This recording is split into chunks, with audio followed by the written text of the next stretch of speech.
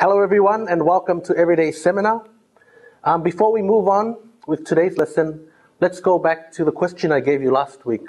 And the question was, where does the word calculus come from? What does it mean? And why is it a good name for this branch of mathematics? Okay, so here we see the word calculus comes from the Greek word calyx, which means pebble or a small stone. And back then, pebbles were used for counting and doing simple algebra. It was actually Leibniz, keywords, who is credited with giving calculus the name it is known by today. Remember, there were two people who invented calculus, Leibniz and Newton. Newton, however, called the science of calculus the science of fluents and fluxions. Keep in mind, calculus is the basis for the word calculate, okay? Or analyze, which is what calculus is all about, analyzing something in detail. Okay, let's move on. Okay, so our topic for today is a continuation on calculus, the branch of limits. Okay, and today we'll be going through an introduction to limits.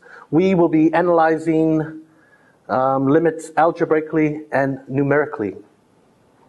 And our key terms for today: limits, function, sequence, substitution, factorization, and as some of you might remember, rationalizing the numerator or denominator.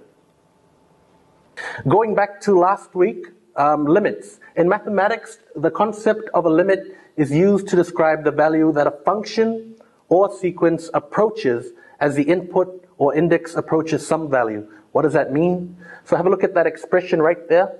That means that f of x can be made to be as close to L as desired by making x sufficiently close to C. So in that case, the above equation can be read as the limit of f of x as x approaches C is L. In addition to limits at finite values, functions can also have limits at infinity. For example, fx is equal to 2x take away 1 over x. Now, taking that function, if we substitute 100, we find out that 100 here over 100, that value will equal to 1.99.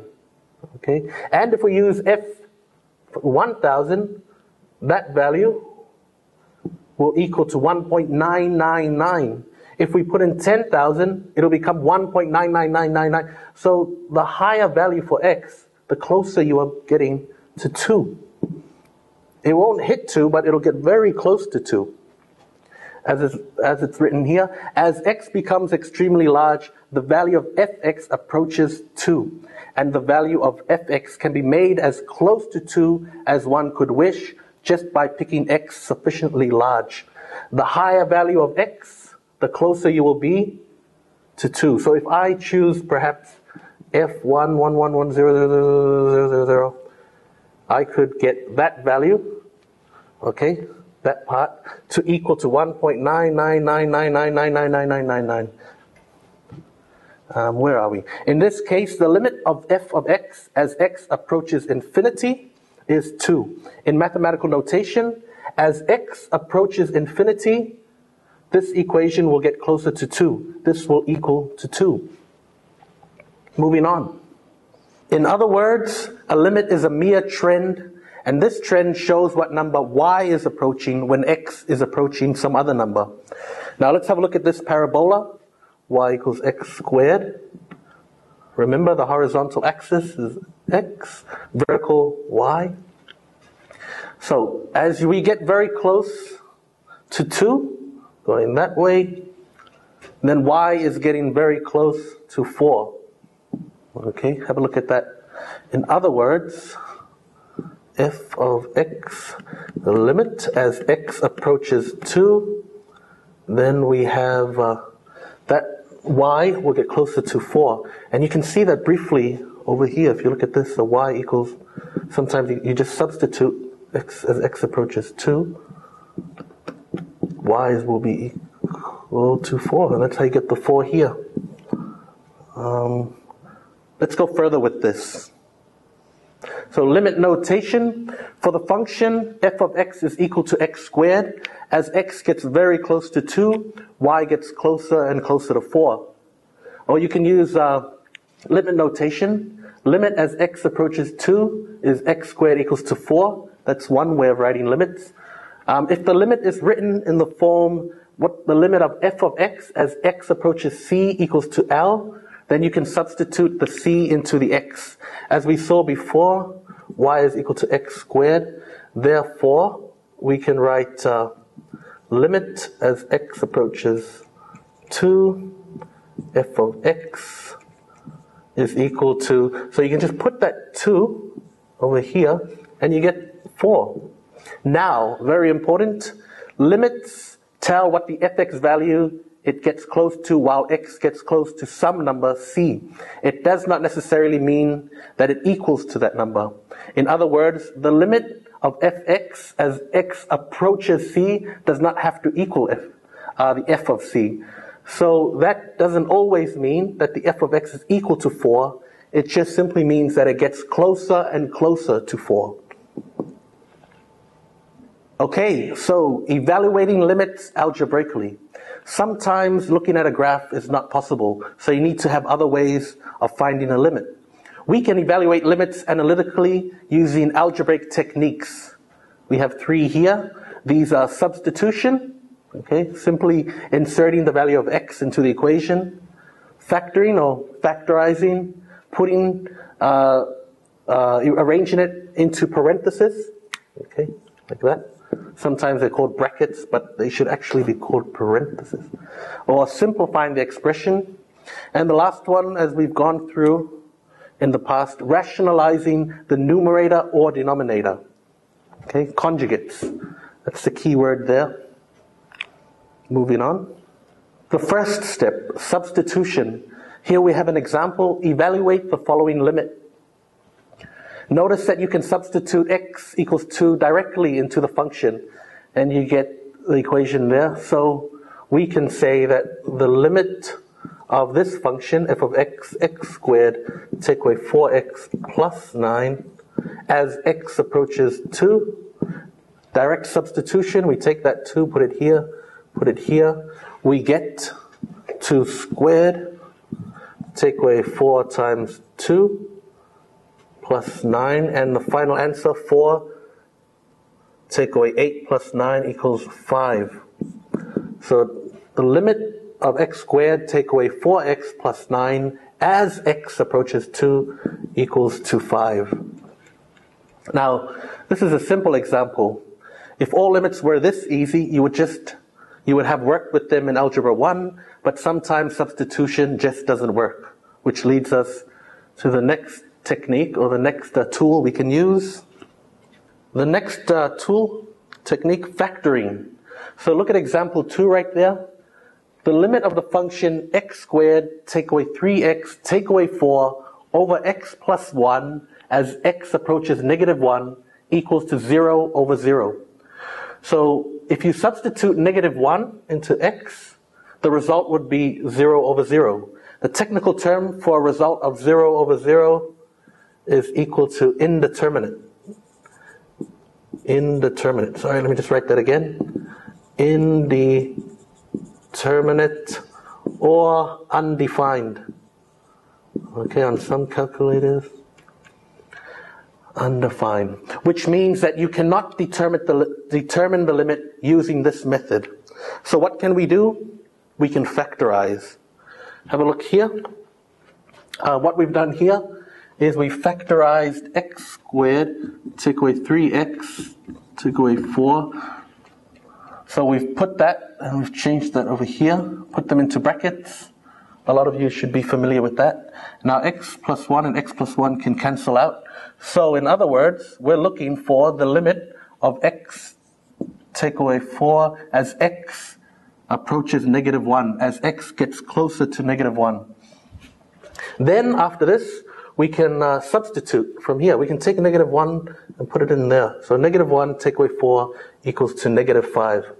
So in other words, we can write the limit of x squared take away 3x take away 4 over x plus 1 is equal to not 0 over 0, but 5. Negative 5, sorry. And the final tool we can use, so the final method, using conjugates, or rationalizing the numerator or denominator.